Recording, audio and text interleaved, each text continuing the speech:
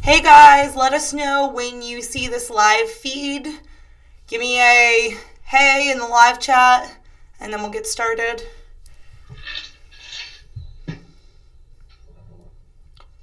Let me know when you guys can see us.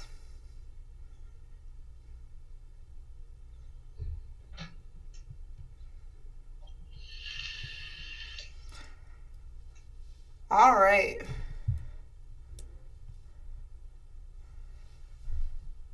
Are we live, you guys? Can you see us? Okay, you guys. Welcome to eJuices.com live once again. I am your host, Tina, the social media guru for eJuices.com. Christine is unable to be with us here today, but we have Dwane from Liquid EFX today as our guest. So thank you for joining us, Dwane. Excuse me, Dwane. So we have a lot going on today, you guys, and last time we did an Ask the Juice Maker series, it seemed to be really popular, so we wanted to bring that back. So if you guys have any questions about the eJuice process, kind of the manufacturing process, how it's branded, the making of eJuice, how brands kind of make their way up through the chain, then feel free to ask Dwane in the chat, but we're going to be go ahead and starting asking those questions with him now. So Dwane, first off, tell us a little bit about yourself and a little bit about Liquid EFX and how that got started. Yeah, so I always joke around and say I might be a decade too old for this industry, being 38, so I just run on a lot of caffeine, hence the Red Bull in hand at all times, and working. We started back at ECC a few years back, and we launched with 4 flavors, and we did a big push and, just getting it out there, and we started to know we were onto something good when we were the ones that weren't always making all the calls and pushing, but all of a sudden the phone calls and the orders started coming into us, and then we're like, whoa, this could be, something legit. Like, I hit going. I mean, it was a lot of work, but that's the turning point. We noticed within about a month or two after that show, getting going. So that was kind of all, starting point for us then. And it was back in 2014 is when that was. So you guys have gotten pretty popular pretty quickly. 2014, that's really short time ago, and you guys have climbed with success with some of these flavors, you guys. I have a couple of them in my office, but maybe you guys are familiar with fried cream cakes, strawberry, well, that's my favorite flavor. I'm a little biased, but some fried cream cakes. Maybe you guys are familiar with Bizarre Blue. These are all Liquid EFX flavors. And speaking of which, we are actually doing a giveaway for you guys tonight. So 4 lucky winners are going to receive 4 different flavor lines of Liquid EFX. And Dwayne's going to go ahead and show you guys some of the things that you're going to be winning in just a minute. But if you go to the description below this video, there is a link to the giveaway. Go ahead and click that and enter that way. And at the end of the show, we'll be drawing those 4 winners, and I'll actually have it up on the screen for you guys so that you can see how it randomly selects those winners. And then we will be sure to get your guys' information and send you those flavors. So Dwane, why don't you cover a couple of the things that they might be receiving tonight? Yeah, so we got between the 4 lineups, we're going to be giving away 4 bottles to each winner. So you got the full fried cream cakes line times 2 of each flavor. Then you got our original 4, which is Lucky Charm, Coastal Butter. That's probably the one that people are most remember us for when we were first launching back then. It's now in Chubby Gorillas. We have updated those now. In our new lines, we have all of our honey drip line, coming out. And this one, we created our own custom honey agent for this. I don't know if any of you guys out there have tried to vape honey flavors. Not to knock them, but they're usually a standard honey agent that everybody uses. And I think it honestly tastes like cat piss usually, or smells bad. But this one, we made an awesome custom agent that's in the background of every one of these preparatory to us. So you guys will dig that. And then the line that Tina just showed there, you'll be getting 4 100 bottles of Bizarre Blue. So those will be all the giveaways tonight. So should be lots of winners.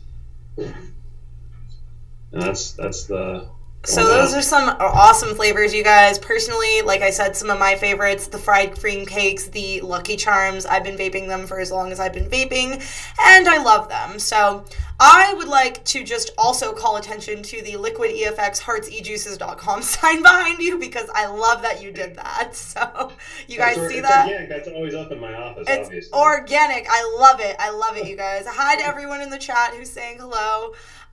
And welcome, William, for the first time that you guys are actually catching it live. So, hey, you guys. So I love to know what your inspiration for these flavors were, because Coastal Butter and Lucky Charms and fried cream cakes, like all these different lines kind of have a different profile. So what was the inspiration behind making those flavors?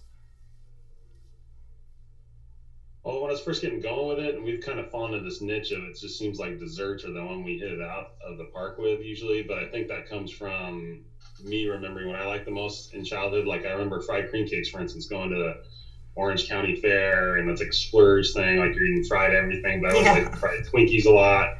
So yeah, that's where that flavor came out of. Lucky Charm just makes me feel like, you know, like being a kid in cartoons on the weekend. Yeah. And I get vaped. So it's, you know, that kind of thing. It's just usually like things I think of nostalgia kind of is the flavors that I kind of like to think of when I make them. I think that's what led me to a lot of dessert flavors. You look at our lineup, I know a lot of people have the candies and fruits predominantly, where that's more of our thing.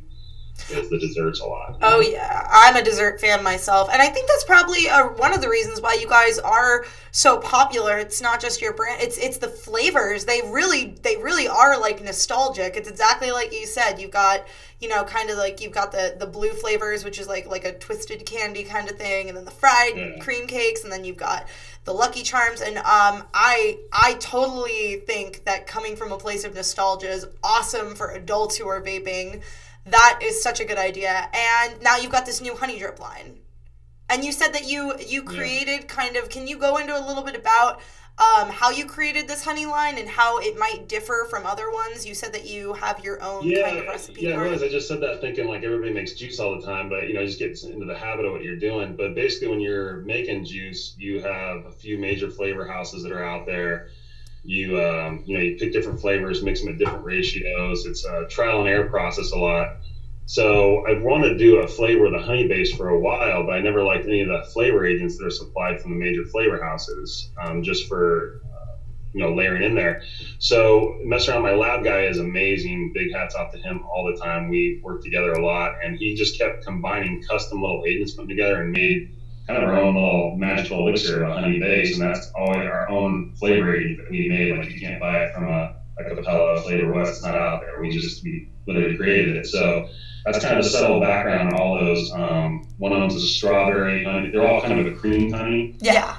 So smooth vape. So one's a strawberry, one is a vanilla, another one's a lemon cream, which is really, that's probably my favorite strawberry personally right now. And then we did our first stab at tobacco. We haven't launched the tobacco, and that's been really getting a lot of legs taken off for us lately. A lot of tobacco vapors have been telling us, oh, it reminds me of a Marlboro Southern Cut tobacco cigarette. So, which that's been getting a lot of good traction, you know? Yeah, I bet a lot of people who start vaping love that one, especially easy transition.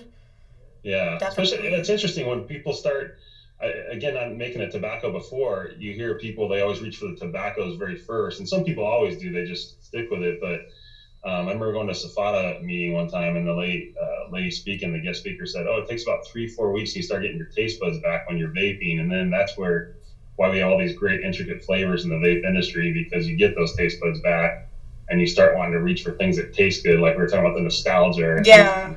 You remember, so... No, definitely. I've had a lot of people who have started vaping do the same thing. They're like, tobacco. I don't want any of that sweet crap. I don't need it. And then, within 2 months, they're on Lucky Charms. What do you know? So who would you say your brand is targeted to? Would you say that it's people who are kind of looking for, a dose of nostalgia, if you will? Or, who specifically is your crowd, would you say? Just anybody that's really a smoker out there. I mean, that's why I just try to think what would be good. But I think that is actually true. I think where I get that nostalgia idea is picture what people grew up liking, and try to target something that they would like if they were going to take up vaping. That's another reason why I wanted to launch that tobacco recently. To get people have been smoking for years off cigarettes, and stuff like that. Yeah. I mean, one of the best things I ever remember is when we were first getting going about 4 years ago. I remember this old biker dude, like 80, with like, just hardcore looking dude, long beard hanging down. And he was coming up to me at like a show, or not a show, an event. We were at a shop. And he told me, he's like, hey, I wanted to thank you. He's like, I smoked for like 40 years, like 2 packs a day, and I'm a grandpa, and now I vape Lucky Charm every day, and I stopped smoking. He's like, I feel good. I can walk with my grandkids around the park, enjoy life, and all that. So stuff like being in the industry. So basically anyone who's looking to switch over to vaping, or is just an avid vapor and looking for good flavors, which you guys, I think the first one that I ever tried from you guys was Coastal Butter, which was awesome, but then Lucky Charm was my second one, and that one just like blew it out of the water for me. But so you mentioned that fried cream cake was probably the most popular flavor, and do you think that's also because people just like desserts, or that it's like the nostalgia thing, or do you have any other ideas on why that might be your most popular flavor? Of the fried cream cake flavor, you said? Mm-hmm. Yeah, I don't know. Just whatever reason, that one just hit a really good chord with people, and we've always layered our flavors since the beginning, like going back to where I was talking about people that don't make juice, out there, like put the different flavor agents into the juice. Like for instance, on fried cream cakes, we have 19 flavor agents in it, which is normal would be like 3 to 6. 4, yeah. And then some of them are like exotic flavors we found. Like I source some of those flavors come as far as like Poland and Italy for that flavor, which is like interesting that you can, shop around like that. But we, try to spend a lot of time figuring out what's going to make it nice and smooth. And we've been, like I said, we've been selling that for like 2 years. We've had other, companies try to come out with a fried cream cake since we launched it. And I always get the comments and everything. So it's like, wow, that flavor is just unmatched. That's our favorite go-to. And I get those messages all the time, which makes me, feel good. So yeah. Appreciate it.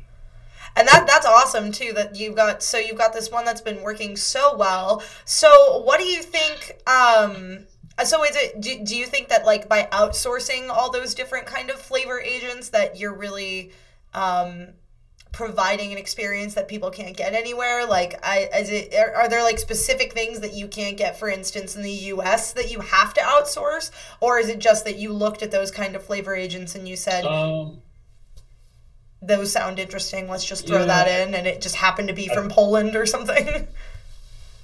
Yeah, I think maybe it's a combination. I think because I just hate copycat anything in live business, or especially eJuice. There's so many brands and flavors out there. Yeah. And I just like to be original with stuff, like always. And so always just looking for something that's going to taste different than the norm. So you got thousands of different juice brands and flavors to pick from. And I kind of think a lot of people, especially a lot of us juice makers are out here in Southern California, so it's a lot of the same flavor houses, which nothing wrong with that. A lot of people make a lot of great juice, but I just kind of like the idea of trying to look around for kind of obscure flavors and, provide a different experience to people trying to vape Liquid EFX, Yeah, no, differentiate, definitely. And that seems to be a challenge in the industry in general. How do you differentiate? Because, okay, there's a lot of cereal flavors. How do you make yours different? Besides the actual flavor agents themselves, what would you say kind of sets your brand apart from other brands? Is it the way that you guys approach your target audience? Are you more present on social media? Like, what would you say is the way that you guys come at your consumers? Is it different from other brands?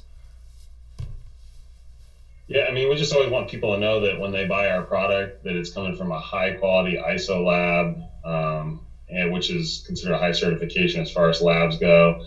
Good management practices there, and then we try to, like I said, just create a good custom layered vape for you that's going to be unique when you vape it. And then everybody that deals with us in the industry too, we hear this from all the way from people buying retail bottles at the consumer level, to shops, to distribution, that they always tell us that we're hands down one of the best companies that they deal with, and we really value you guys out there and supporting our brand. And we always appreciate hearing those comments back, that you guys do notice that we care, and love hearing our customers good feedback. So, and even internally in the industry, when I brought up Liquid EFX, everybody's like, "Oh, I love them. I love Dwane. Such a great company, such great people." So I'd say even internally in an industry, you guys have kind of made a name for yourself as being really, kind of amicable people. You really care about your customers. You care about your products. So that's fantastic. Now, for our viewers who are unsure, can you go over what ISO is? And can you explain that for them as far as like lab and safety procedures and all that? Yeah, it basically has to do with like the certification, the way everything's tracked. So there's different, it's like a government, like picture getting a driver's license, or certain things you have to go about. So in a lab, different record keeping has to do with everything has to be tracked all the way through, and it's all recorded in data. I mean, we even have in our lab a humidity recorder the whole year measuring humidity, and it's dated, and we retain every single batch or retention. We have batch retentions from 3 years ago going back just to show if there was ever a recall or anything where it would come from. And there's not a lot of labs that go to that extent, and we do where we're at. So wow. That kind of stuff goes into it. And good management practices, which is a GMP certification. There's not many people that have that. That's very hard to get with the state of California, and we have that in our possession at the lab we're at too. So, I mean, literally, you walk around the lab, it almost looks like something out of Breaking Bad. People are literally walking around in white lab coats, the hair nets, and like the little masks and everything. But all that goes into the sanitary level of it. I mean, when I go work with my guy in the lab, and we scrub down, put on a little coat and a little hat and air mask, which can sound really hot, but that's how you keep all your certification and try to set yourself apart. So definitely, and it builds credibility in and out of the industry. I mean, with people, consumers, and with people like us alike, it's like, wow, okay, these guys are like on top of their game. So, quick pause just so I can talk to the viewers real quick and let you guys know, ask you some questions. For those of you guys who are watching live, and even if you're watching after this video, please let us know in the chat and in the comments below, what makes an eJuice good for you guys? I mean, what is it about an eJuice that you're just like, yeah, this is the one? What are the components of that? Let us know in the chat. Let us know in the comments below, whether you're watching this now or you're watching this later on. And for those of you who are watching and have recently joined us, I'm here with Dwane Morrison from Liquid EFX, who so kindly came on the show tonight. And our topic is Ask the Juice Maker. Since you guys seemed to enjoy that so much last time, we wanted to do it again. And if you guys have any questions about eJuice making, the process that goes into manufacturing, how a brand becomes an established brand in this industry, or basically any industry questions, feel free to ask Dwane in the chat, and I'll be sure to reiterate it here. And for those of you guys who are especially into this live show and you guys are viewing it now, we have a giveaway going on. So if you go to the description below this video, you will see a link to that giveaway. 4 lucky winners will be receiving 4 lines of e-liquid from Liquid EFX, all different flavors, and in those lines you're going to get 4 bottles. So that's 16 bottles total that we're giving away to 4 people tonight, and I will be announcing that in the show. So Dwane, I have there was a question in the chat actually that I just saw. Do you know of any chocolate flavors that you like? Any good chocolate flavors? Because that seems to be kind of like an iffy one with a lot of people. Oh, I'm trying to think of the one with the name. It looks like is it called Cocoa or something? It's got like a chocolate looking ninja on the front. Do you know what I'm talking about? Yeah, I do. I can't think of the name of it right now, but I can picture what the logo looks like. But that one's a really good one where it's mellow and not too overpowering, because the chocolates are hard. We've tried to mess with those too internally on flavor, and it's such a tough balance because especially in chocolates, everybody likes different levels. Like someone might like a milk chocolate, a dark chocolate. I mean, I'm a chocolate guy myself. Yeah. I mean, it's candy I don't want, and I mean that's crazy. So that's a tough one, but that's the one I think that I vaped. I can't think of the name off my head, but I don't know if anybody can recognize the picture I'm talking about from that one. And we also had someone ask earlier if you ever considered making a moonshine flavor. Have you ever tried branching out into kind of like drink flavors? A lot of people have been doing that lately. I'm sorry, it broke up right there on the connection. Moonshine flavors as far as what you Someone was saying, like, have you ever considered doing a moonshine flavor in the chat? And on that note, have you ever thought about doing like drink flavors? Because a lot of people have been coming out with those, like, French martini flavor and moonshine. Yeah, we've done a couple, and we did one last year that was a pink lemonade, but then inside the moonshine era more, you mentioned coastal butter earlier. That's kind of in that world where it's pretty layered. it sounds kind of crazy where it's mixed with some amaretto, like a bourbon thing, vanilla, and almonds in it, which those layers sound crazy, but when they come together in a vape, they're really complex and a good flavor. So those are the couple that we've done. I've got some stuff in the works for spring of next year that are some drink flavors probably coming back as well for some new releases, but those aren't finalized yet, but stay tuned, they'll be coming. I'm pretty excited for those. So for those of you guys who are asking questions in the chat regarding chocolate and moonshine, those are some answers. But Coastal Butter, there you go. You've got some nice musky tones in there if you guys are looking for something like that. And I think I actually just found the flavor that you were talking about, Dwane. Is it? Let's see. I just found it. It's a Vapor Ninja. Vapor Ninja, let's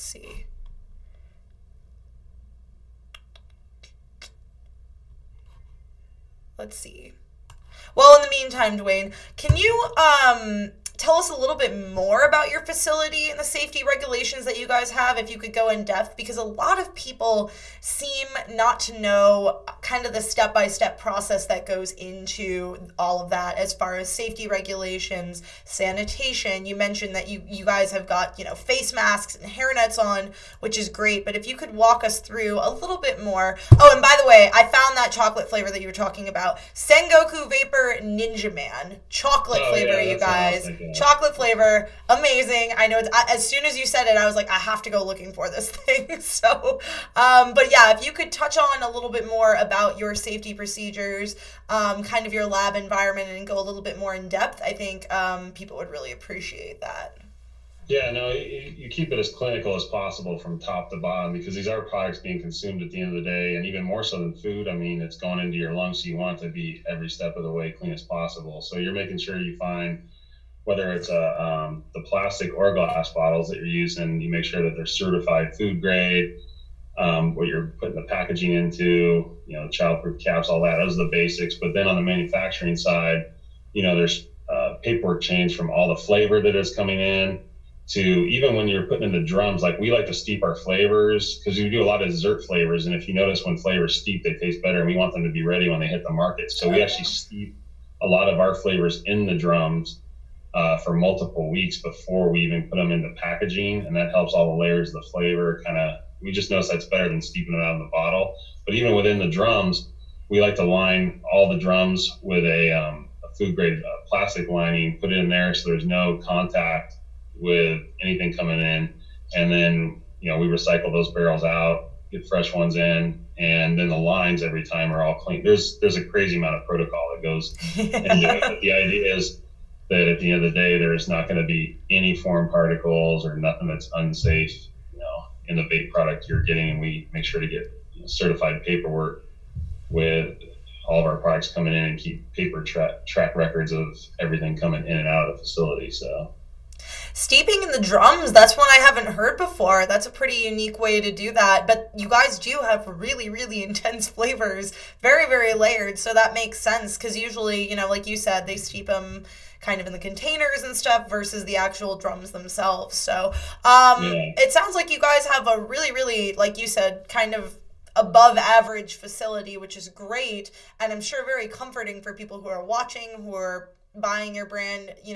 Premium e-liquid is so important. I think think that the people who do DIY that do it well, more power to them. Like, awesome, because I could never do that. I do not have the skill or the wherewithal to do that.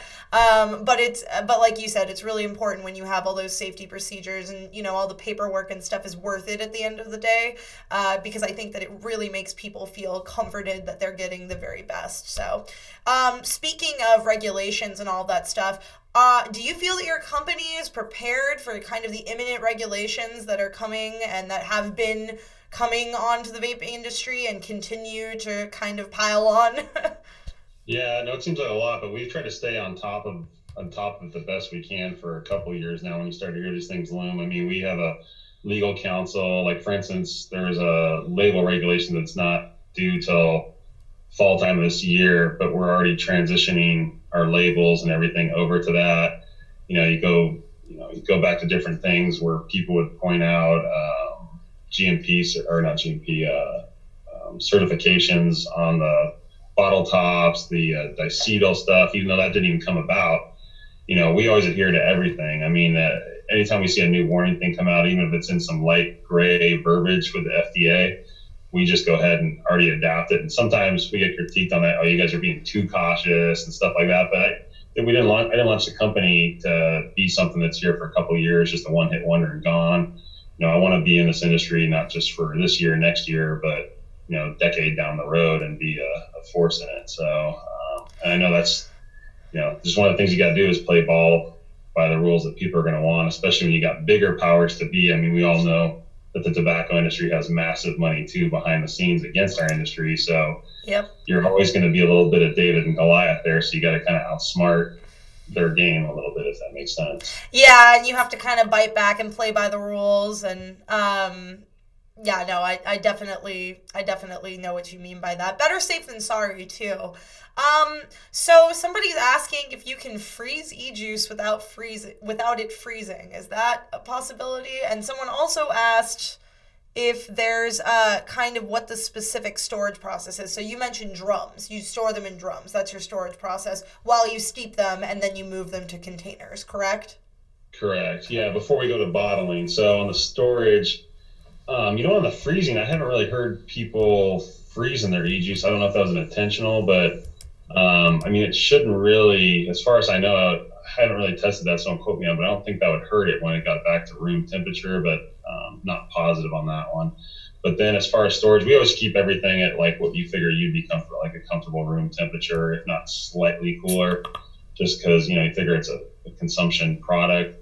A lot of people say it's fine to store eJuice comfortably and last a long time, anywhere between, slightly cold down to 40, 50 degrees up to almost 100. But I don't know, we just kind of always figured it's safer just to keep it comfortable room temperature, and all our stuff's indoors and it's in a sanitary environment. So what about specifically the nicotine? How do you store the nicotine on its own? The nicotine on its own, well, when we get our nicotine, we kind of have a special process when we like to get it. So our facility that we buy our nicotine from is close to our lab out in the Los Angeles area. And we actually have found ourselves that we get it. Now, the nicotine itself, though, we actually get slightly cooled when it comes. And we like to introduce the nicotine as fresh as possible. So because we're kind of a lucky circumstance where our supplier is really close to us, where not everybody maybe has that luxury. But we literally, within a day, typically, or two, when we're getting our nicotine in, we're going to packaging with it just because our supplier is so close. And I think that's helped us, just another layer of good quality and consistency. So you kind of keep it cold until you're able to package it, and then you go and move it into the into the mixing process.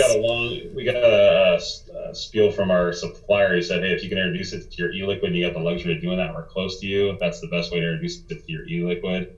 And so we've just always done that. And I figure if it's not broken, don't fix it. It's worked for us, how we've been making it the whole time. So some people might say there's no point of that, but we've kind of heard that, and we see our product's been consistent for a long time. So like you said, better safe than sorry. Better to just cover all the bases and be overly cautious than have your brand knocked off because one little thing. Now, you mentioned earlier diacetyl. So a lot of people are scared by these big words, if you will, these ingredients that are in eJuice. So do you think you could detail a couple of the main ingredients that are in the eJuice and kind of what they actually are? Things like diacetyl and stuff, because I feel like these terms really scare people, but it's just because it's a large chemical name, Yeah, like the acetyl one specifically, we'll actually go to first what's typically in it before I get to that. Like basically the main things in it are propylene glycol and vegetable glycerin, which are pretty base objects. And then it just comes down to more like the flavor agents and the nicotine. So you should always be getting a food grade, quality nicotine, which at this point in the industry, any of the major brand, I wouldn't say all of them, but most all the major brands you buy from, you're gonna be buying a high quality nicotine. It just doesn't make sense to try to cut corners on that with the industry being as big as it is. And then the diacetyl, that was kind of interesting. This actually gives the industry merit that knowing that regulation, FDA, is always against us. I think the industry actually self-regulates itself, that we want to keep this industry open. And we actually try to stay ahead of the curve ourselves. So when the diacetyl thing came out, it was from a large company within the industry that said, hey, this could be bad. because there was a study at some popcorn factory a long time ago that makes that microwave popcorn. And these are people who are getting exposed to like massive amounts working in a factory. Over years and years and years and years. It never happened in our industry, and it's such a minimal amount that was in some flavors that were predominantly like butter agents and things like that. So, you know, hats off to the industry. Everybody mostly got in front of it and just said, okay, well, we'll just, you know, test the different flavors. If they show they have that, we'll just pull them out of the e-liquids. And we did that. And it was never shown, there was never any harm ever shown to anybody vaping in the industry from the amount of small traces. But, you know, hats off to the industry. And we tested all of ours and realized they showed all the aceto-free. And there was even a point where a lot of people were publishing the reports, which we did too on request when people request them in, just to show a report, hey, it's clean with it.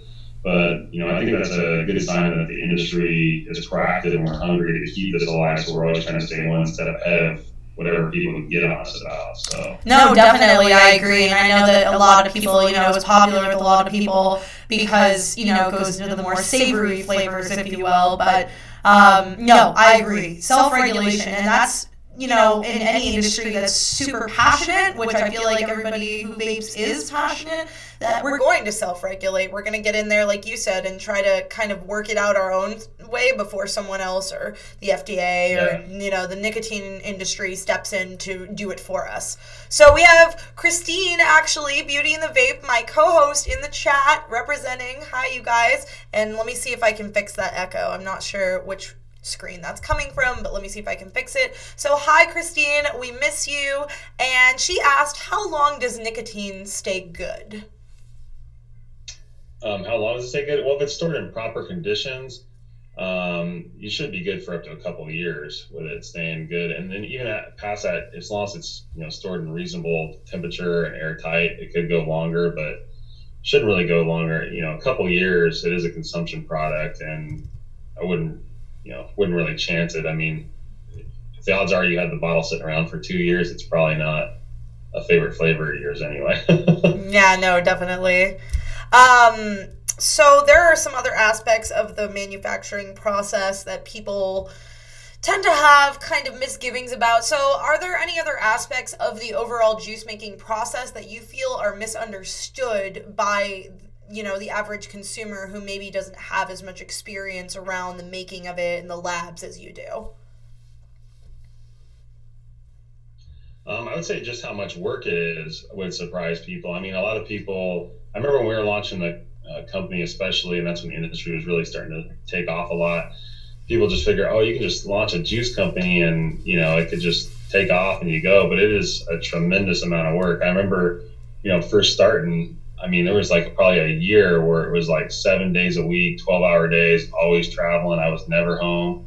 And it's just trying to get your brand out there and the saturation and the investment into it, and let alone all the other components like you know, in the background, it's also an art form that you're trying to do too, come up with these high custom flavors, you know, try to figure out what people like almost like a master chef or something. Yeah. Taste buds. It's a or lot a chemist into it. Yeah, it's crazy. So I think that's one of the biggest misconceptions, that it's easier than it actually is. I mean, like when we do a flavor from start to finish right now, I would say it usually takes us about a 4 to 5 month period. I know some people roll out flavors faster than that, but you know, we go through so many options, and you know, we just try to really draw it out to make sure that people are going to be happy with the finished product. And then there's the marketing and launching the product and getting it out so people are aware it's in the market, because there's thousands of brands out there of flavors for people to pick from. And you know, we do pride ourselves a lot in what we make and think it does stand out. It's, you know, getting the consumer to know that that's even out there in such a big sea of fish, you know? No, definitely. Absolutely. I agree. And I think that's probably one of the reasons why you guys are some of the top, you know, one of the top brands in the industry, if you will, because you take it so seriously and because you take time, and, you know, slow and steady wins the race. I think that's kind of, for Liquid EFX, you know, you guys are taking the time to steep them and to add all those special flavors and notes, if you will. And even in the industry, I think that's kind of how everyone's going. Slow and steady wins the race, and you just keep learning and keep on to the next one. And I think that's what makes you guys so unique. So for viewers out there, I'm going to go ahead and take another pause just to do another reminder. For all of you guys who are watching, we are here with Dwane Morrison from Liquid EFX. EFX, who has been so kind to come on the show with us. And today we are doing a segment called Ask the Juice Maker. We've done this once before, and it was so popular that you guys had more questions about the e-juice making process, kind of the manufacturing process, how a brand becomes established in this industry, which is so saturated nowadays. So if you guys have any questions that you'd like to ask, please feel free to ask them in the chat to Dwane, and I will reiterate them here. And for those of you guys who are Liquid EFX fans, or basically if you like any sort of tasty e-juice, because they're amazing at making them, we are having a giveaway right now, so you can find that link in the description, and if you click on that, you can enter. We have 4 people who are going to win 4 different flavor lines, so all different ones, from fried cream cakes to Lucky Charms, anything under the sun. There we go. That's one of the flavor lines that someone will be winning. So that's 1 out of the 4 people. So we have 16 bottles, you guys, 4 bottles per person, 4 winners, and we're going to be reaching out to you tonight after the show to let you know that you've won, and we'll also be showing the giveaway here on the screen where you can see the live chat to the left of me, and that will happen towards the end of the show. So, and for those of you guys who are watching right now, or if you're watching later and you're kind of replaying this, let us know any other comments or questions you have regarding the e-juice making process. We'll be sure to comment back if you're watching this after the fact. Now, Dwane, Christine actually asked, and I think we covered this earlier in the video, but for those who are kind of just popping in right now, if you could go over some of the most popular flavors that you have real quick, just kind of as a reminder before we go into more questions, that'd be really helpful. Yeah, no problem. If you weren't already familiar with our brand, we're most popular probably for more of our dessert side of flavors. So some of the most popular ones that people have noticed the most for would be like our fried cream cakes, which is like a Twinkie type flavor. Our cereal, our Lucky Charm, our coastal butter when we were launching. Yep, there's the fried cream cakes. Now some of our newer stuff has been, Lucky Charm. And then some of our newer stuff has been our honey drip line that's come out that we created, where it's a honey cream base with different flavors. And our Bizarre Blue, which is it's like a blue raspberry drizzled on a cheesecake. We did another one as a gummy. So all stuff kind of in that world there. But the Lucky Charm was when we first launched like 4 years ago, and a lot of people this day still say it's the best cereal vape that they've ever vaped and still continually order from us consistently. So, and I am one of those people. So. So Dwane, what other e-juice brands do you personally admire? Because like you said, this industry is so saturated and there's so many people out there, and it's really, really hard to differentiate yourself. So you kind of have to respect a little bit when people do, you know what I mean? Yeah, and I think it's like the whole, not just the brand, the flavors, but the people, are behind the brands, the ones you admire. Like, you get to know different guys from being on the road and going to these trade shows together and kind of get to know what they're about, even though they're competitors. There's so many of us in the industry who kind of become friends. Like, I could think of the guys over at Ethos. They're solid guys, top to bottom over there working, and I really like their work. Right Vapes would be another one that comes to my mind. I've even done trade shows with them where we split booths because we get along good enough to do that. And I like kind of the idea too that they also do, where they try to kind of create their own flavor and don't copycat people. The same with Ethos coming out with some of the original stuff that they did there as well, No, definitely. I love Ethos too. I think I love Hera. That's like one of my favorites by them. Really, really good one. But so I always tend to ask people this a little earlier in the show, and I know that you mentioned that Liquid EFX kind of came out right around 2014 and kind of why they came out. But I would love to hear your personal story about how you kind of got into vaping and what kind of led you down this road, if you will, into, into starting this business in this very new industry where it's kind of like you don't really know what's around the corner. Yeah, mine was pretty simple, nothing crazy. Typical story where someone wants to quit smoking. I would be more of a social smoker, but then that always alludes to starting to just randomly smoke all the time on a regular. So then, probably for the New Year's season, it was just a New Year's resolution for me. Quit smoking, went in a local vape shop. I mean, the selections weren't as crazy as they are now. It's like some different basic stuff, but I just actually just liked it out of the gate, the vaping. It made it actually not hard for me to quit really at all. And probably within maybe a few weeks, I had no issue with not smoking cigs or anything like that. So And then over the course, I tinkered with the idea in my head of thinking about like getting into a vape company and doing all that. And then after about a year, it kind of came to fruition and doing the research and getting into it, going to some shows. And that was pretty much it. Just like a New Year's resolution to stop smoking. And, you know, that's about 4 years ago now. So wow, that worked out good.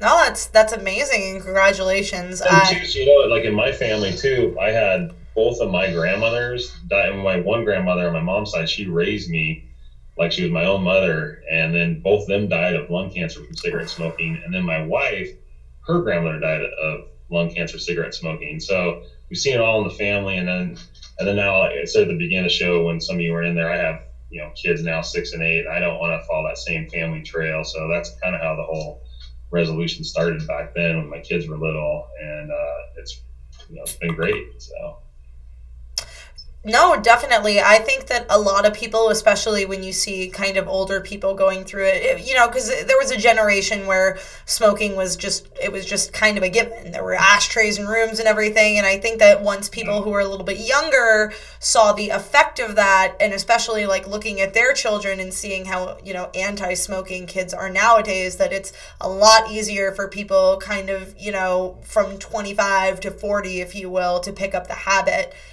Because we've learned from the previous generation's mistakes. So, no, definitely. I think, you know, but I don't think any person's quitting smoking story is ever typical. So, you know, everybody's got their horror stories, if you will, of getting over that hump. But I appreciate you sharing it. So 4 years, that's awesome. So just about a year before you started Liquid EFX then. Yeah, that's about right. So. Awesome. Well, we have a couple of people asking a few questions in the chat. So one of the first questions was, is it easier? Oh, let me just pull it back up because it's gone now. Is it easier? Is it harder to make salt eJuice versus free base eJuice? Well, it's harder in the certain stance that being that it's newer to the industry, like we've all gotten so seasoned on working with certain type of flavor agents. And we've done this ourselves internally, like researching salt and nicotine flavors. There's just a different reaction with flavor agents. So let's say you take a particular flavor in your lineup, you're like, oh, I could just substitute out nicotine salt for it, and that would be great because it'd be a smooth hit on it. Well, that's not always the case. It doesn't necessarily transcribe. There's certain flavor agents that work better with salt. And there's a couple different levels. You can do the more high nicotine salt you'll see in like the small devices, like the Juuls and things like that. And then there's been a couple of them out, and we're one of them with the Bizarre Blue, where we launched that with a low sub-ohm safe nicotine salt. Oh. So like on our Bizarre Blue, that blue ras cheesecake and the blue gummy, that actually is a nicotine salt, but only in a 3 and 6 nicotine. So it's safe for sub-ohming and all that. And it's just a little different flavor. But when we designed that flavor, I wanted to design a flavor with nicotine salt in mind. So that's what we kind of tested around, where, you know, I tried to apply nicotine salt to some flavors, just to test them in the lab, and it doesn't always work. So yeah, it's kind of harder in the sense that it's newer to us. The guys that have been around the industry for a few years were used to what flavors work good and mixed together, and just have to be a little bit tweaked up of what does work when you're working with that. But that's again because it's a newer product. If you take the vape juice selections now versus 3 years ago, 4 years ago, they're just so vastly, you know, more immense in flavor by far as an industry whole. And that's the same where salt's at now. It's just a lot of people getting used to what works well with it. And being that it's newer, again, coming back down to quality of product you're buying back at the lab source, you know, there's always going to be, nicotine salt is a little bit more expensive when you're putting in high doses. So, you know, sometimes people want to think they can take an easy route when they're messing with the lab. It's not going to work. You got to buy high quality from a major supplier and work with that. So again, it's part of the learning curve, like natural progression of anything. So no, definitely. Why do you think that some people prefer nicotine salt? Is it just like the level of, you know, what's your personal thoughts on people who buy salt versus liquid? Well, the nicotine salt is a lot more mellow on the throat hit, the way it goes into the receptors in your throat through when you're hitting it. So especially people coming fresh off smoking, if they get, like, let's say like a Juul, a fix, something like that, it's a high nicotine salt. It's much easier to get a similar fix to a traditional cigarette. But like if you take regular traditional free base nicotine, and you try to put it up to, let's say, make someone happy at a 45 Nick or something, the throat on it is just so intense. Yeah. That you won't necessarily like it. But and some people like a little bit of that throat hit, like on, let's say, like a 3 mg or 6, depending on what type of nicotine is, where it's minor. But if you try to take that freebase up to like a 50 Nick or something like that, it's not going to work. So that's kind of where the nicotine salt came about. But I think you'll see a lot more options in that space this year. I mean, so the Bizarre Blue is our first for a sub-ohm friendly one, and we got some stuff that we're looking at down the line too here this year, probably in the nicotine salt for the higher Nick option. So it's just, we want to make sure anything we put out, like I said earlier, takes close to half a year a lot of times to roll out a flavor. So on the salt Nick, we want to do the same thing and be sure that we're going to be really happy with the product we put out. So. No, definitely, absolutely. And, like you said, you have to go through all those procedures, and it sounds like quite a process, especially through all the sanitation and safety procedures and everything. And speaking of which, we had another question in the chat. Is your juice line made in a clean room factory? You said the clean room factory? Mm-hmm.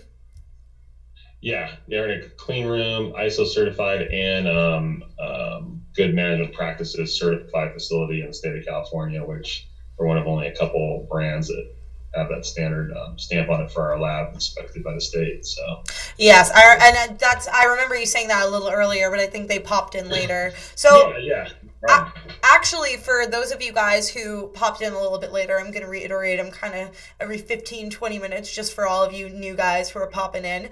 I am here with Dwane Morrison from Liquid EFX. If you guys just came in recently, we're discussing the juice making process. We did Ask the Juice Maker a few weeks back, and that seemed to be really, really popular with you guys. And it seems like you still had a lot of questions regarding the e-juice making process, kind of the manufacturing process, the process of a brand kind of breaking through that roof in this industry to really become popular and for people to be loyal to that brand. So we're kind of discussing it overall today. And if you guys are interested, I love Liquid EFX flavors. They're awesome, and Dwane has been awesome enough to provide us with a bunch of different flavors for a giveaway. So we have 16 bottles, you guys. 4 winners are going to win 4 bottles each. Each different person is going to get a specific flavor line from Liquid EFX, and we're going to be announcing those winners towards the end of the show. If you're interested in joining that giveaway, the link is in the description below. And whether you're watching this now or watching this in the future, please comment below or comment in the chat and let us know what makes an e-juice good to you guys, if you have any questions or commentary regarding the overall e-juice making process. So Dwane, I kind of want to change it up a little bit. Can you hear me, see me? Your screen's a little frozen for a minute. Give me a second, you guys. We're having some technical difficulty. All right, you guys, we're back. I'll wait till you guys can see us before we get into the next few questions. So let me know when you guys can hear us.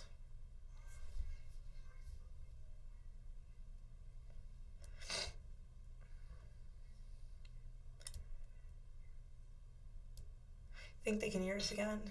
Okay, cool. So they can hear us. So Dwane, I'm seeing a lot of people in the chat right now talking about advocacy and CASA and first of all, before we get into advocacy, I'd just like to say that my co-host Christine, who's in the chat right now, she has a organization that she runs called Very Vocal Vapors. I don't know, have you ever heard of it? Oop, Dwane, I think your connection's lagging again. Want to try?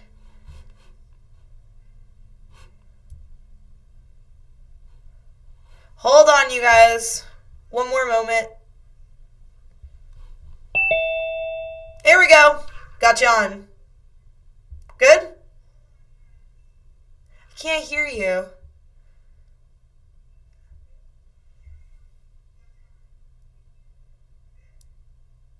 Get the mic a little bit. How about now? Ah, there we go. Perfect. Okay, lost connection. Perfect. Okay, we got you. There was a long pause, commercial break. Okay, so I guess before we get into advocacy, we had another question in the chat because I want to discuss advocacy with you a little bit because I see the chat blowing up with it. Are your flavors TPD certified as well?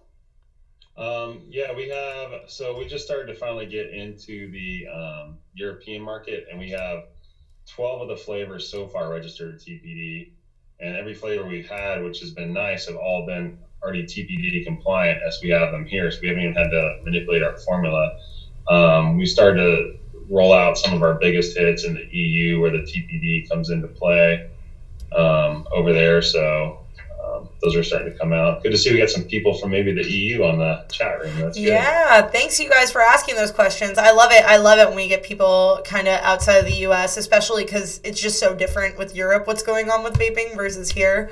Really interesting. So, Dwane, have you heard of, so I wanted to get into previously before the lag issue, have you heard of very vocal vapors before?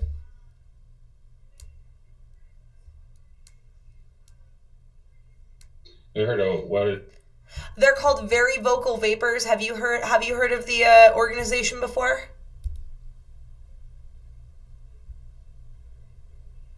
Oh, I think we got another lag, Dwane.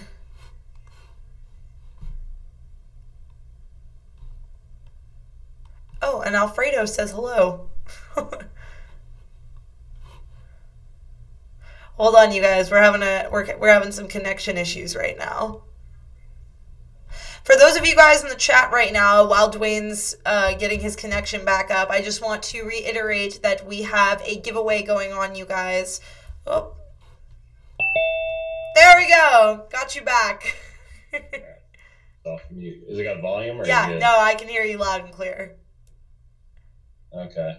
Okay. Sorry about that. No, it's totally fine. So actually, Christine, my co-host, runs an organization called Very Vocal Vapors. She's an advocate herself. And, yeah, super Zoom Tina Alex. And she's a very, very, outspoken advocate. And what her organization does is that she actually has people tell their vape story.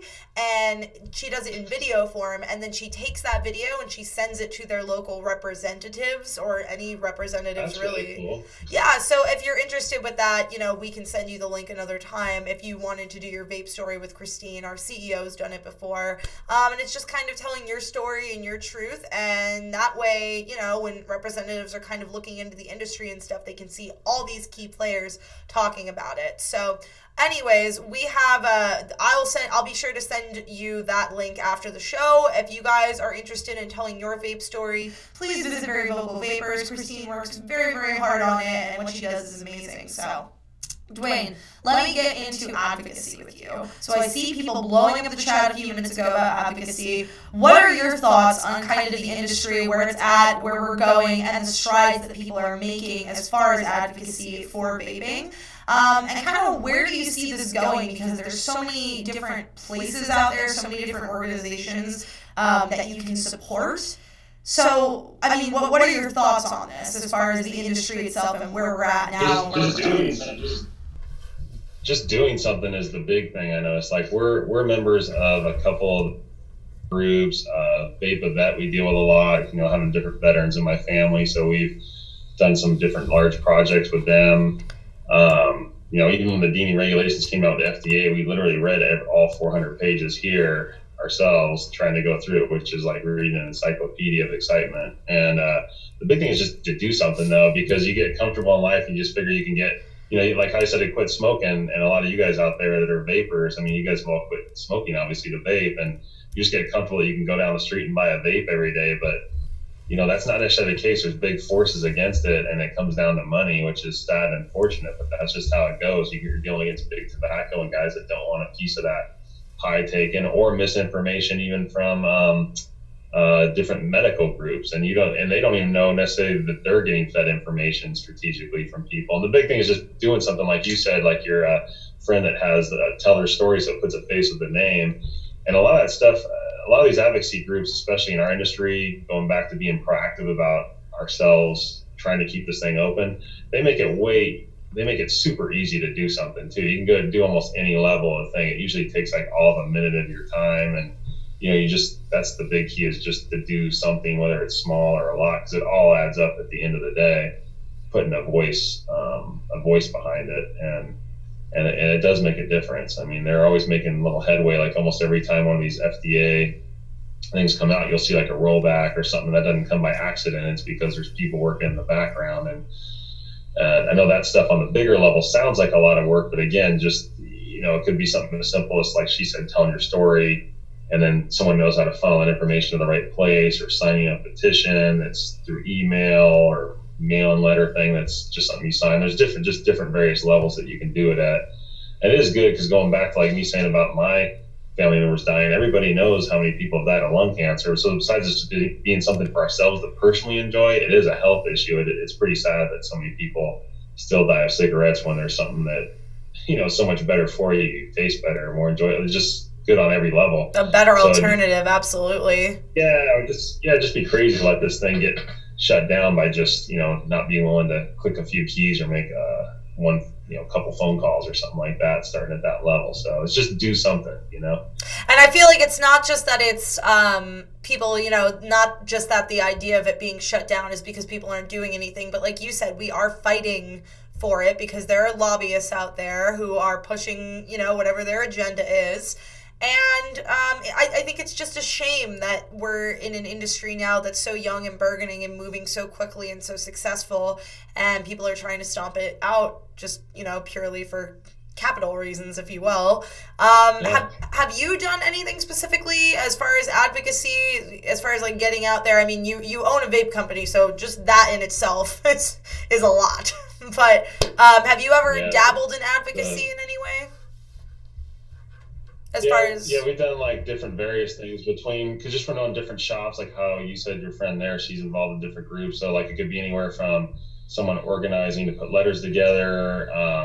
I've flown a couple times to Sacramento for some of the hearings, just so it's a numbers thing to see people there. Then, like I said, the veterans thing, veterans are important to me and my family. So, for instance, over the last, I think about 2 years, like the Vape Vet project, where they have veterans coming home that can't, they're just tough on luck in general, things that they've gone through. We've donated, I think, over 20,000 bottles collectively to Vape Vet in the last 2 years. Which, the last shipment we sent them, that was towards Memorial this year, they're like, holy crap, that's a lot of juice. And we sent out there like 4 pallets to them. So, like just stuff like that. And I know that helps at the end of the day, and that just spreads down the chain, because let's say on that particular group, those veterans go back, and then it's just something to talk about, a positive spin on our industry, and seeing that there's good people behind it. And, we all see the commercials that are on TV, and those aren't just like organic commercials getting aired that are against our industry. So it's just constantly trying to put, good word vibes out there about what our industry is about, and try to get rid of some of that misconception. No, definitely. And we actually have a couple of veterans in the chat right now. William Holder would like me to pass along thank you to you and your family from everyone in the chat, because much love, much respect for appreciation for our veterans, definitely. So, Mr. William Holder would like. I wouldn't even have the opportunity to own a juice company without the veterans that fought to get us here. So I definitely have a good spot in my heart for all you that served out there, and appreciate you guys. Yes, and thank you, William, for your service. We've actually worked with Vape Vet before in the past. Will, the owner and stuff, he's really, really nice, easygoing guy. I really enjoyed working with him. But definitely, I noticed that a lot of veterans actually are, a huge chunk of the people out there vaping. So I think that that's definitely, interesting in its own right, that we have all these people who are, just that their opinions in general should kind of be respected, and they're putting their best foot forward for vaping, so I think that that's definitely something to examine. But, so have you ever, do you think that there's a large amount of organizations out there for advocacy? Do you think that it's helpful, that it's kind of like anybody can dip their toe where they can, or do you think that it might be detrimental having so many organizations rather than, you've got CASA, you've got a couple of ones, but if there was just one or two really, really large advocacy organizations, do you think that would help, or do you think that it's better and easier for people to kind of dip their toe where and when they can? Yeah, that's so hard, because I thought about that too before. It's hard.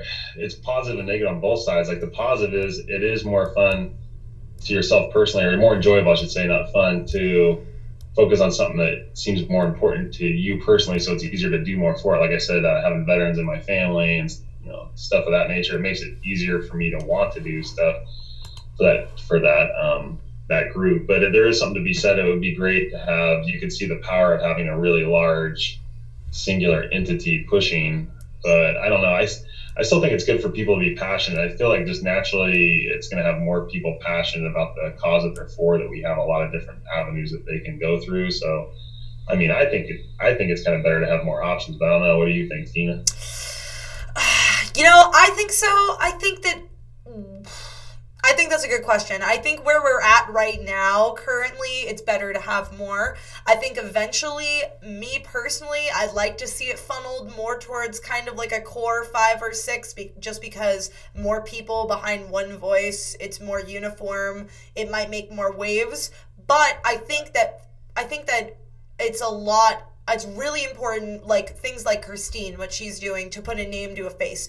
I think it's really easy to back an organization when you don't have to do a whole lot, but I appreciate the people who go out there and they're putting a face to a name and a story. So I think where we're at right now, and in the current environment that we're at, I like that there's more people out there. I like that there's more organizations, but if in the future, I think if people could like join together, that would probably make a huge impact. So where we are right now, it's get your foot in, do what you can, just do something.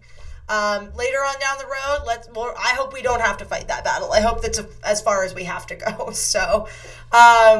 So for any of you guys in the chat, if you're... Well, it's important. The industry is literally about... Oh, sorry. Oh, no, I was just going to say, if any of you guys in the chat have any other thoughts about advocacy, we'd love to hear about them. But please continue, Dwane. Oh, no, I was just saying it is so important because it's literally about saving lives, I mean, I can't say that enough with having people in my family die of it. And I'm sure almost everybody in the chat room, whether it's a direct relative or a friend's relative, you all know someone that's died of lung cancer from cigarette smoking. It is a major, major thing. So it's just important. That's all. In there, it was accidentally on you. And even, you shared a little bit of your story. So, I'll kind of go out on a limb. It's not so much my story as my family's story, but I think when you see it, I think when you actually like see the horrors of smoking and kind of like what that does to people, it's kind of a different perspective. It's not just like you're watching a TV show or like a commercial where someone has like a hole in their throat. When you're actually watching it happen in front of you, I think it's a very profound experience. For instance, my parents. They both smoked for roughly 30 plus years. Hardcore smokers. I'm talking like ashtrays in the house. You get a birthday gift from us and you open the box and you smell cigarettes, soot lining the door. Like, they're 80s people. I always said that they had the 80s diet. They always had a cup of coffee in one hand and a cigarette in the other. And, That was the norm. Yeah. So I'm always like, you guys are on the 80s diet. But they both were very, very, I think they did 1.5 up to 2 packs a day at one point. And same thing happened. They watched their relatives kind of die one by one of cancer. And then finally, I think, for my dad, my mom quit cold turkey when I was probably in like 2003. She quit. She, started on the gum and never looked back. My dad, however, had a really, really hard time for 10 years. He was on and off smoking. He couldn't do it. And he picked up, and one day I was finally like, I went to my friend's father had passed away.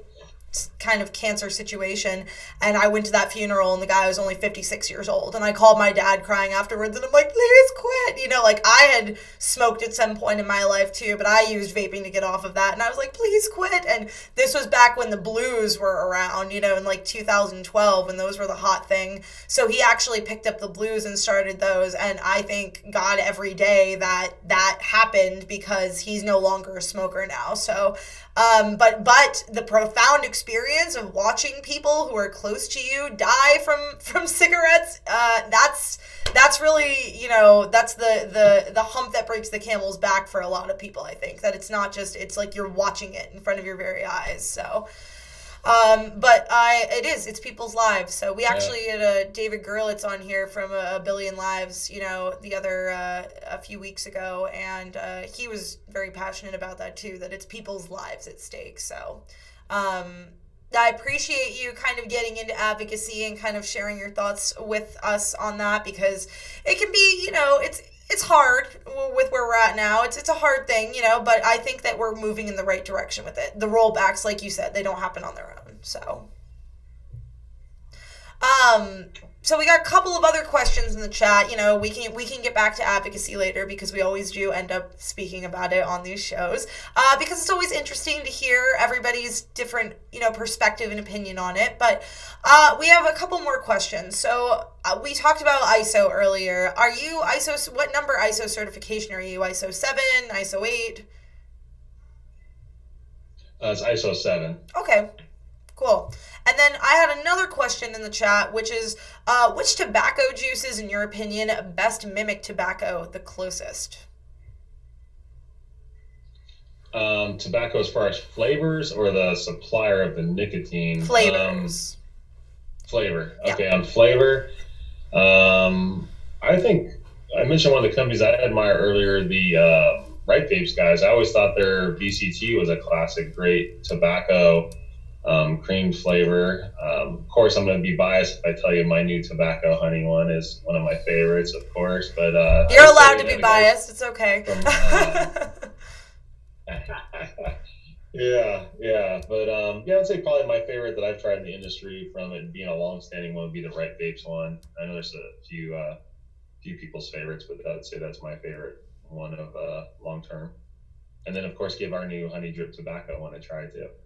Yeah, no, and I like that you guys kind of combine the sweet with the tobacco. I myself, like, I'm not a huge tobacco person, but when I do vape it, I love when there's like an added sweet element to it that kind of, it's like a musky sweet combination. So I'll probably end up trying your guys' honey tobacco. But I want to reiterate one more time. Yeah, the feedback's been awesome on it. Wait, I'm sorry? Oh, sorry, no, my screen cut out. No, I couldn't. My screen cut out. I was just saying the feedback has been awesome on it so far. So. Oh yeah, and for those of you guys who are new into this chat, they actually kind of make their own flavor components for their new honey line. So if you guys are kind of iffy about trying honey flavors, you should definitely check theirs out, because it's very specific to only their company. Like, you're not going to get that honey flavor anywhere else at any other company. So there's the honey drips. And if you guys want to check out what that kind of looks like outside of the box too, I actually posted on eJuices.com social media yesterday their honey drip flavor. So if you guys want to get a closer look at that, definitely go ahead and check it out. And Dwane, I'm going to take this opportunity again to remind everyone who's in the chat kind of what we've got going on as far as the live show and the giveaway. So for all of you guys in the chat, first of all, I put a link to the flavor, the honey drip tobacco flavor that me and Dwane were just talking about. So if you guys are interested, check that out. For all of you guys who are just tuning in, I am here with Dwane Morrison from Liquid EFX, who is kind enough to come on the show tonight and tell us a little bit more about the juice making process. We had an Ask the Juice Maker segment a few weeks ago, and you guys loved it so much, and it was so popular that we wanted to do it again, and we wanted to do it with Dwane because we're a little biased here, and we love Liquid EFX, and look, Liquid EFX loves eJuices.com, so if you guys are interested in joining that giveaway, you can find the link in the description below. Probably around 7:40-ish, 7:45-ish, I'm going to be selecting the winner, and you guys will actually be able to see that to the left of me on my screen.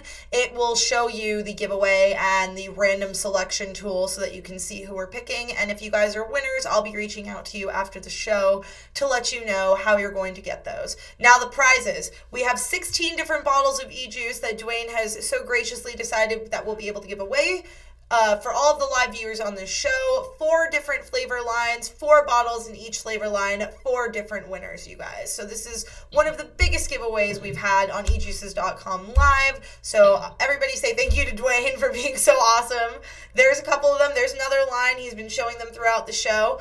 And if you guys are watching now, or if you're watching after the fact, please comment in the chat or below the video what you guys think makes an eJuice good, and if you have any questions regarding the overall juice making process. So, Dwane, a couple more questions for you. You talked about how long you've been vaping. You started around like 2013 and how you started. Do you have anyone else close to you in your life? You mentioned your wife. Anyone else close to you in your life who you kind of got onto vaping through your research and through you having your own company? People who are close to you that smoke cigarettes that you probably got onto this vape train? Yeah, I would say mostly friends. So of course, just from being in the industry, it's the people you hang out with. That, like I said, that's what got me kind of smoking more, was just socially smoking. You're out on the weekend with friends or something like that. You start smoking, but then you realize you kind of smoke during the week a little bit too. That kind of catches up with you. And then that's been the main thing. I've got different friends we've had a long time. I can think of a couple, like, see, three now that I've gotten, where they used to always just smoke when we're all hanging out and stuff, and now they don't even want cigarettes anymore. They just want vape. There's no reason. And a lot of similar circumstances just from growing up together. Like, we all have kids now and stuff like that. None of us want to leave our kids early in life over something like that. So yeah, it's got three different things, I would say, which odds are even one of those people, maybe more, could have harmed them really bad later in life. So it's just the best thing ever if you can get somebody to pick that habit up, because you literally can be saving their life, which is awesome. Yeah, and they're all kind of into the vape space now, which is actually something that I was curious that I wanted to ask you earlier. What industries and stuff were you in prior to vaping? Because, it's great when you can make kind of something that you're really passionate about your career, but just out of personal interest, what was kind of your timeline prior to Liquid EFX? I did for about 10 years, blended and made animal health products for dairy and equine, like pharmaceutical wound care products. So that's where I got the chemical blending background.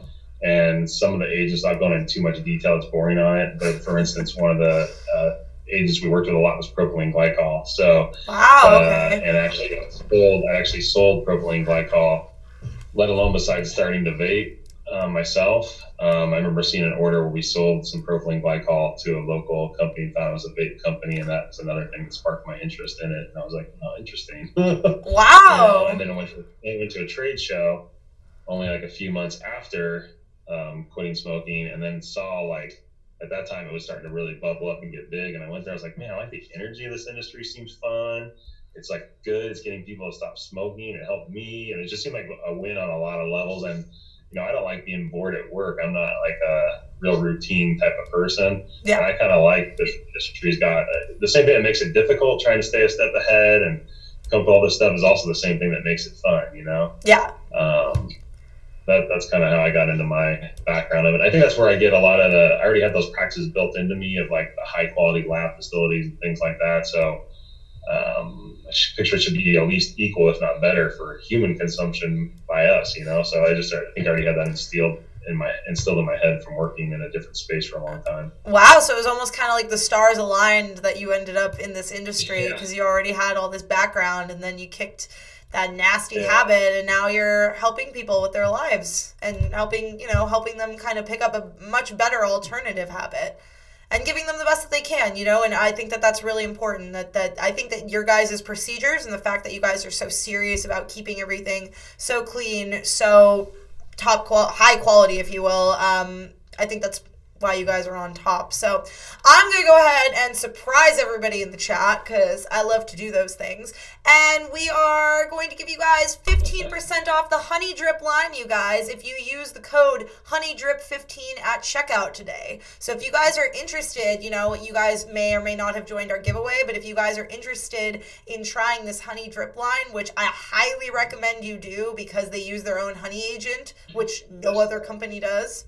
Look at that. Doesn't that look delicious, you guys? If you guys are interested, if you use the code HoneyDrip15, you're going to get 15% off any of the flavors in the Honey Drip line on our website. And I went ahead and linked that in the chat for you guys. So definitely try it. You're not going to try any other honey flavors like this, because they literally created it from scratch. But Dwane, I've got more questions. In my tank right now. In my what? I said it's in my tank right now. Oh, nice. You won't be disappointed. I've actually got the fried cream cakes going on right now, and because I was like, I need to do one, and it was really, really hard, because I was like, Lucky Charms or it's fried cream cake strawberry, actually, is what I'm vaping right now. But all right, you guys. If you guys have any other questions regarding basically the overall eJuice process of how we make it or how a brand becomes a brand in this industry, or any questions about VG, PG ratios, please put them in the chat. For those of you guys who are joining us, we are here with Dwane Morrison from Liquid EFX, who is so kind to come on our show tonight, and we are hosting a giveaway. So if you go to the description underneath this video, there is a link to that giveaway. 4 of you guys will be winning 4 different lines of flavors, 16 bottles, 4 winners, 4 bottles per person. It is one of the biggest giveaways we have ever had on our live show. So thank you, Dwane, for making that possible. And guys, get on that, because we are going to be drawing the winners in a little less than a half hour. So if you guys haven't already gone in and you haven't already entered our giveaway, then be sure to do so ASAP. So Dwane, I have a question. Other than kind of just your excellent safety and health procedures that you guys have going on in your labs and all of your certifications and your steeping process, which we discussed earlier, what are you doing to encourage kind of a trial and loyalty to your brand? Because juice is one part of the whole process, you know, but like branding and really standing out above the crowd from other brands, if you will, that's like a whole nother side of the puzzle to this, you know, vape game, if you will. So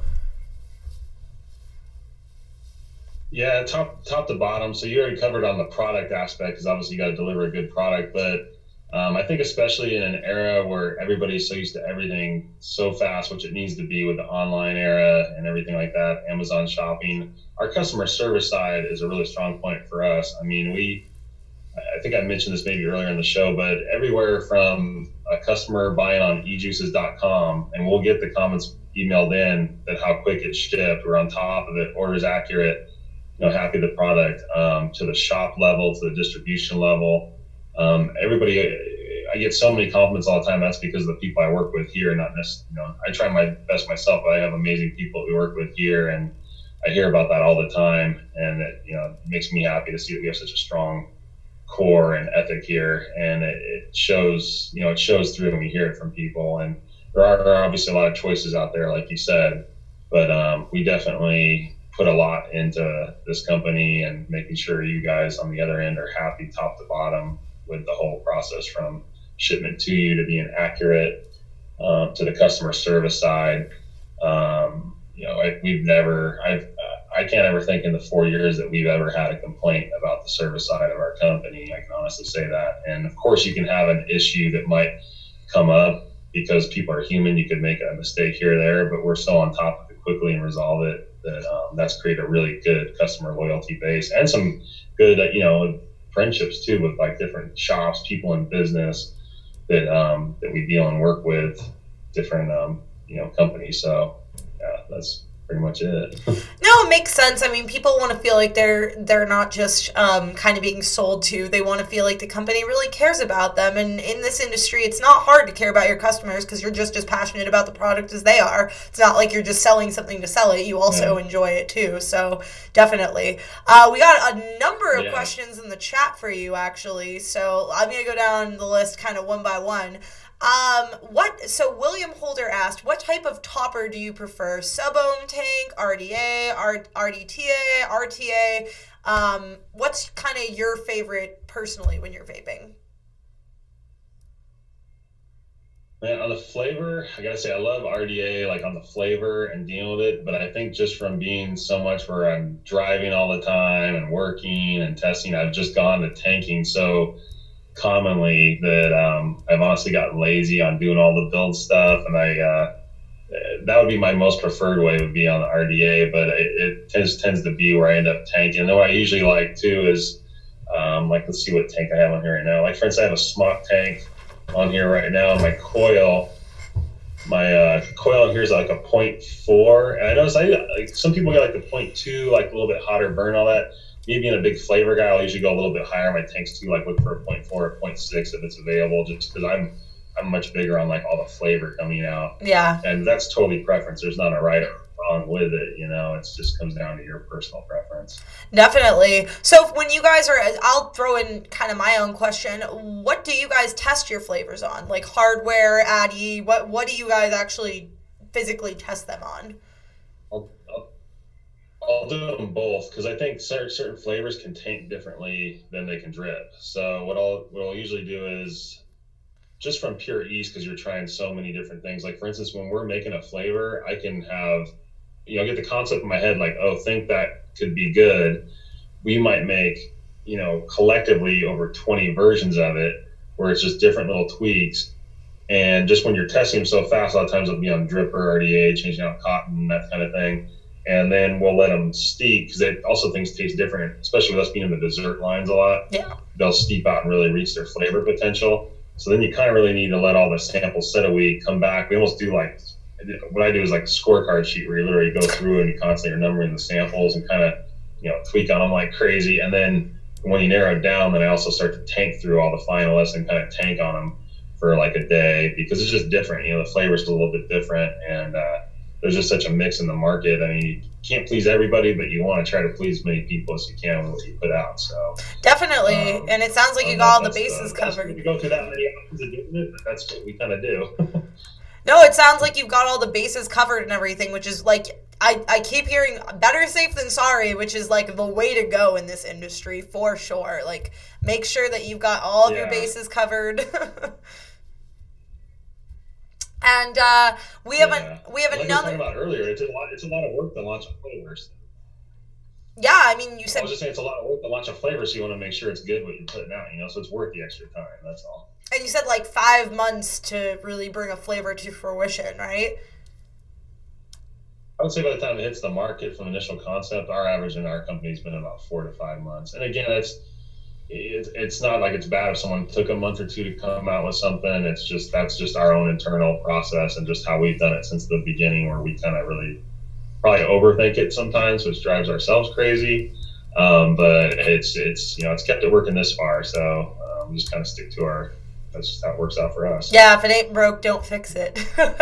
So we got a couple of questions. Actually, Jason and Chad had asked earlier in the chat, and I think that you mentioned this way earlier in the show, but if you could reiterate, what are your guys's, I would like to ask, in your opinion, what's your best flavor that you think that you guys have created so far? And then after that, if you could go over your top 3 flavors as a brand, they'd like to know. I would say to this day, just from being my favorite, because I also have such good memories of when we were launching the company too, and the excitement. Lucky Charms is still always in one of my top one, which is this guy right here. You guys, some of the people that recognize our brand probably recognize it being a 30 ml glass. It's now in the Chubby Gorilla 60s. Love the tanks, easier dripping. Fried cream cakes is definitely been a #1 hit for us all time, and people just continually go to it. And even with other options now, we're the originator of making both those 2 types of flavors. And of course, you see different ones in the market now because everybody likes to try different takes on things. But I still consistently hear from people like cereal vapes that's their favorite cereal vape of all time. Same thing with the cream cakes. It's one of the best cake flavors and the best fried cream cake or Twinkie that they've ever had. And now it just goes in waves too. We're launching our mango flavor. I don't know if anybody's familiar with. Let's see if I got it. I don't have it right here on me actually. The mango milkshake that we did this last year, that's been a big hit too. I love that one. I didn't think that I would. I thought mango milkshake would taste so weird, but it was really good. It was really good. It's kind of our specialty. A lot of the creamed flavors and dessert things, they're our specialty. So like for instance, on that honey flavor that we're talking about, they all have like a lightly cream base to them, and that's just kind of our wheelhouse of what I think that we're really good at doing, No, definitely. We had another question in the chat from Jason. He said, do you have a specific mod that you like to vape off, and if so, why? And which one? Let's see, one of my favorite, I've always liked a lot of the Kennedys that I've had before. Let's see, this osmosis one right now with the curve feature on it for box mods. I like that, where it kind of ramps up, so as you go through it, starts off on like I like to vape. I don't have super hot vapor, so I like only go up to like a 70, but it starts off at like about a 30 and then kind of ramps through while you vape. I kind of like that, so the draw is bigger as you go through.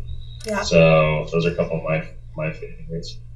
Very cool. I personally am obsessed. This is a nano, Tesla Sig Nano that like I've been vaping on for like the past 2 months. It's like the only one that I've been using. I'm obsessed with it. Oh, they pegged you as a DNA guy. I don't know what that means in the chat. I'm gonna go ahead. It's 7:25 already. Oh my gosh. Okay, you guys. So I went ahead and linked Dwane's favorite flavor in the chat, and I wanted to reiterate, you guys, that we have a giveaway going on. So about 7:40ish, I'm going to go and select the winners. And what you guys are going to win, we have 16 bottles, 4-bottle per flavor line, 4 winners that we're going to be giving away tonight. Thank you, Dwane, for making that possible. And guys, it's everything from the OG flavors from Liquid EFX to the fried cream cake line to the Bizarre Blue and everything in between. It's going to be awesome. If you guys have not already done so, please visit the link underneath this video, and when you click on it, you can see the entrance to the giveaway and everything. Be sure to enter because we are pulling those winners in 14 minutes, and I will show it on the screen to the left of me right now. It shows the live chat, but I will be showing on the screen how we are randomly selecting these winners, and after the show I'll be sure to reach out to you guys and make sure that you get those flavors and get all your information and all that good stuff. So Dwane, back to you. One more thing in there. I think I'm gonna throw one more thing in there because I realized that I mentioned mango milkshake was one of my favorites, but I realized I didn't put it in the giveaway, so I'll sweeten the pot and add a little mango milkshake in each little winning pot too. I don't want it to be left out after I just named it. Okay, so you want like everybody gets an extra bottle of mango? Yeah, or? Yeah. I'll throw each one of the winners. I'll throw an extra bottle of mango in there too, so don't miss out on that. I feel like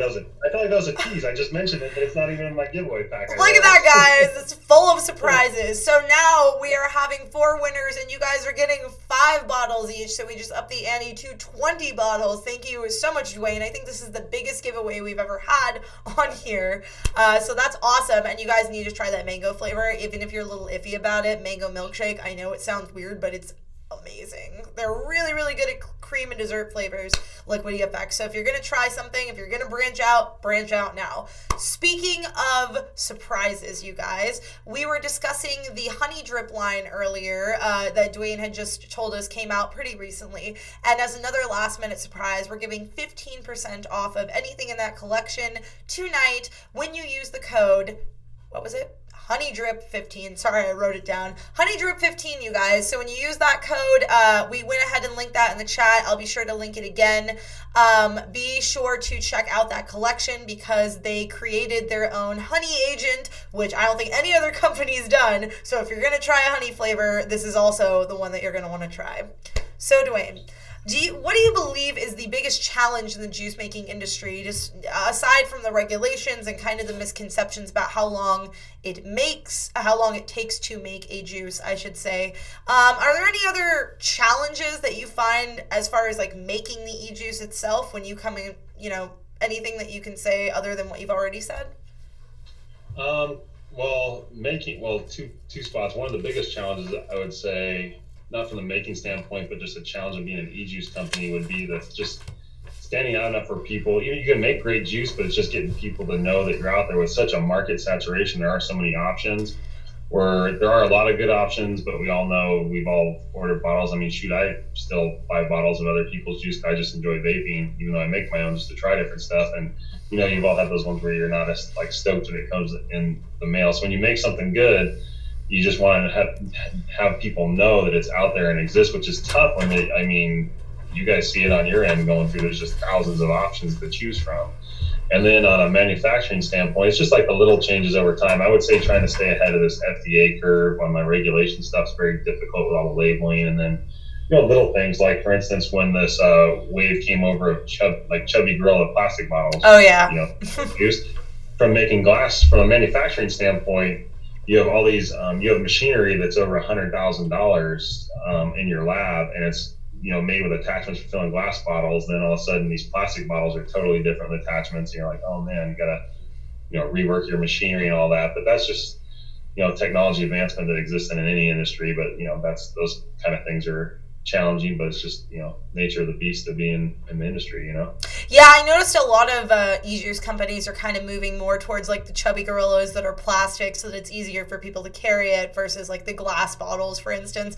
And it's like, yeah, you could always buy a chubby gorilla, but at the same time, why not just put it in one? Makes sense. Makes sense, definitely. So other than like the challenges that, we're facing in the industry and stuff, specific to Liquid EFX, I mean, I know that you mentioned some flavors and stuff, that's cool. You don't have to tell us. I'm all a fan of, mystery and stuff. But what can we expect from Liquid EFX in the future as far as you just did honey drip? I mean, are you going to continue to do kind of like these savory, seriously steeped flavors? Because it sounds like that's kind of your forte as far as the different layers of flavors. I've got a really unique dessert flavor that's probably going to be coming out around March or so. March, April, right in there, that we're trying to finalize the tweaks on it right now. And then we're also playing around with a pretty unique drink flavor. Again, a little bit not rich as like a milkshake, but still kind of into that dessert type of drink. And then in the background, we're also right now actively working on, as I said, Bizarre Blue was our first salt nicotine juice. Now, not a salt nicotine that you need for, a high nicotine device like a 50 nic or something like that. It's sub-ohm friendly, that Bizarre Blue line where it's a 3 and 6 nicotine level. But then we're wanting to maybe look to get into doing a high nicotine option for, like your Syrian pods and stuff like that, are like a 30 and 50 nic option too for, it goes back to the root of getting new smokers over. And the new smokers, it's just one step that makes it easier for them to get that bigger nicotine fix out of the gate. I still think from testing back and forth, I know people will say like, oh, I like the quickness and being able to get the fix off those pods. I still think the flavor's unmatched that when you're doing more of a tanked or a drip juice, but I get the convenience factor and the ease for getting smokers over. And again, that's what it's all about, is at the root of the whole thing is getting people off smoking. So it's going to be an avenue that's here. It makes it one step, one thing easier to attract more people, more power to it. Is like we were talking back. And, back to the advocacy type stuff where the more people that are around this industry are doing it, not only saving lives, it's going to help keep it open. The more people that are around it, vapors. So yeah, whatever gets people on board, right? Now we got another question in the chat, and I think you touched on this a little earlier, but if you could reiterate, what is the difference between regular nic and salt nic? So the regular nicotine would just be like you see your 3 and 6 mg, sometimes up to like a 12s now are still around. Your traditional stuff you'll put in your sub-ohm tanks or drip. And then the salt nicotine is a much more mild throat hit just by some of the properties inherent with it. It's a different way of deriving the nicotine, but because it's more mild, you can spike it up to a higher level, like a 30, 50 mg, and that's what you'll see in the little pod devices that you see people vape. I thought I had one. Yeah, like you guys, like these type devices, which I'm doing a test of a salt nic right now, actually, that I'm vaping. So that will go more in these little convenience ones, which, easy for on the go. And again, going back to someone just coming fresh off cigarettes, easier for them. Myself personal, I still think the, a dripper or a tank is still going to be the most flavor with a juice, because you can also put a lot more layers of flavor in those. Because that nicotine level is higher, you can't tend to get as many little intricate flavors out of it. And again, with our line, that's kind of a specialty of ours, is all the different little layers that we put in. So, but yeah, that's kind of like the base difference of them. Awesome. Thank you. No, I appreciate you reiterating that. And if you guys in the chat saw that, yeah, nic salt isn't meant to be used in a sub-ohm device. I mean, I would say that it's more for like the closed systems or like something like the Juul, like you said earlier. Would you agree with that? Yeah, on a higher level, it isn't meant to it, but there are some new different flavors coming. Like I said, our Bizarre Blue is one of them where we did in a 3 and a 6 level, and that's the flavors were kind of strong, and we designed that flavor around something that would yield to a more mild throat hit, where some of our flavors I like a little bit more throat hit, like our coastal butter, for instance, that rich flavor I mentioned earlier. There's a particular nicotine where it's not super throaty, but it has a little bit more throat hit to it, the particular nicotine we chose, and that seems to go well with the flavor. And there's some that are more mellowed out, like our fried cream cakes, the one we picked for that is a little bit more mellow. It's definitely not meant to be used if it's like in a a 30 mg or a 50 mg or something like that used in a sub-ohm tank. You'd want it to only be specifically designed. There's not a lot of companies that have done that yet. Like I said, we always try to kind of think outside the box and do that. There are a few of them out there, but the feedback we've had on it so far has been, really, really good, and people have been liking it. And so it can be confusing. I know that's one of the things we thought when we were launching it. I was designed around that way. People are going to be a little confused, like, wait a sec, what do you have like a salt mix sub-ohm juice for? But yeah, it's not 30, 50. We're only talking it's a 3 mg and a 6 that we have in, or obviously you can have no nicotine like a 0 as well, of course. Oh, definitely. And Jason, I want to just throw in the chat, you've got some compliments that you're on point and that the answers to your questions are very helpful. So just wanted to let you know, Dwane, that you've got some fans in the chat. But for all of you guys who are in the chat, I'm going to say it one more time, because in 5 minutes, we're going to be picking the winners to our giveaway. So this is the, last time you guys will have to hear me reiterate this. But we have a giveaway going on right now. And for those of you guys who tuned in recently, we're here with Dwane Morrison from Liquid EFX. Thank you for coming, Dwane, and thank you for making this giveaway possible. I think it's the biggest giveaway that we've had on our channel thus far, but you guys really... I got all antsy for the giveaway, and I had to throw in more bottles. I know. Okay, yeah, and you threw that in that wrench in that surprised everyone. We're full of surprises on this show tonight, you guys. But you guys wanted another Ask the Juice Maker segment after last time, and you guys have had some amazing questions thus far on this show, but I want to make sure that you guys have an opportunity to get in on this giveaway. So if you haven't already, go ahead and click on that link below this video in the description. It will take you right to the giveaway where you can enter. We are drawing those winners at 7:40, so literally in 4 minutes.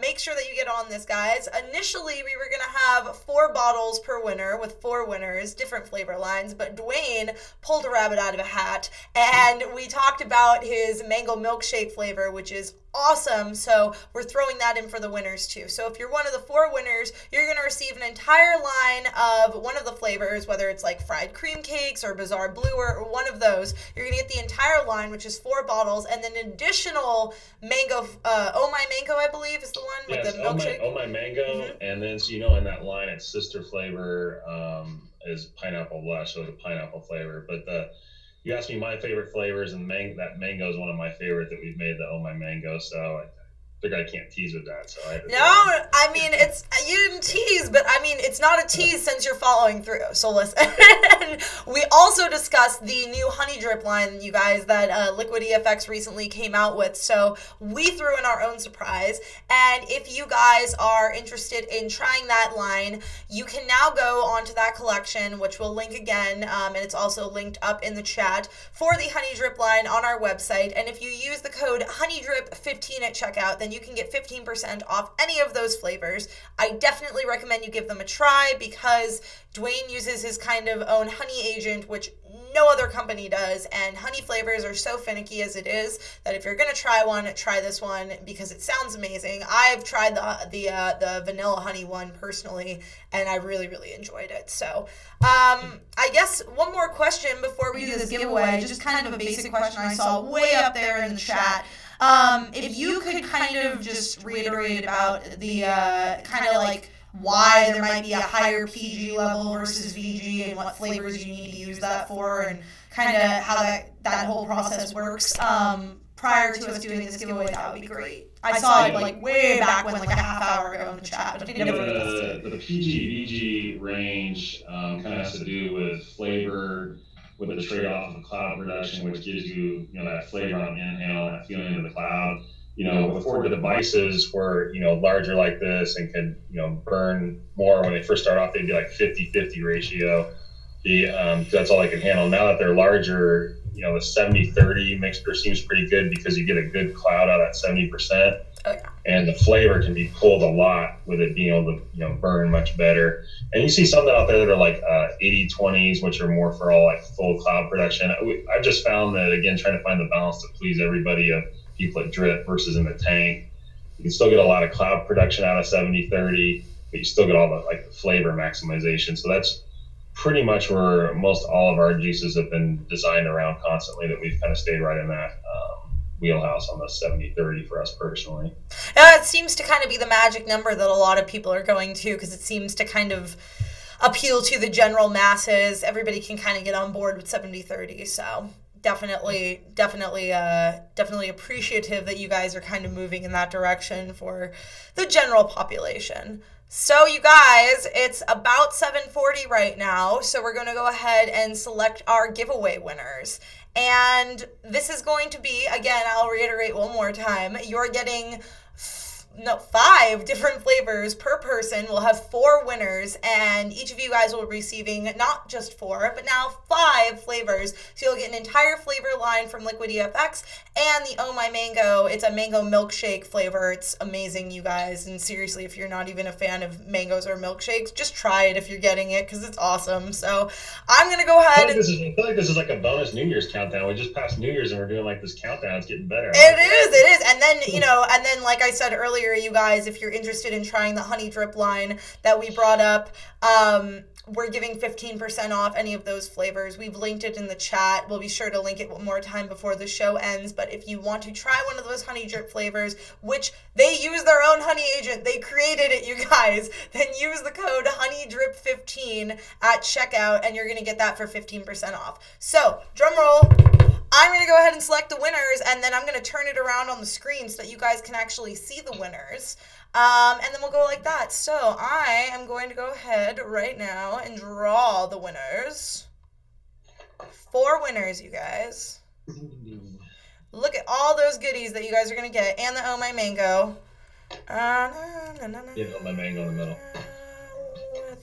With our avatars. Okay. All right, you guys, I'm going to show you the winners. Let's see.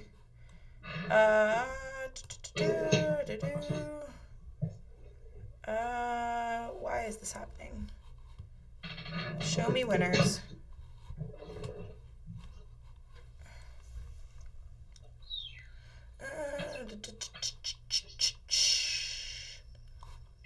Look at all, okay, so while I'm trying to figure out how to export these winners, Dwayne's going to go ahead and show you guys what you'll be receiving.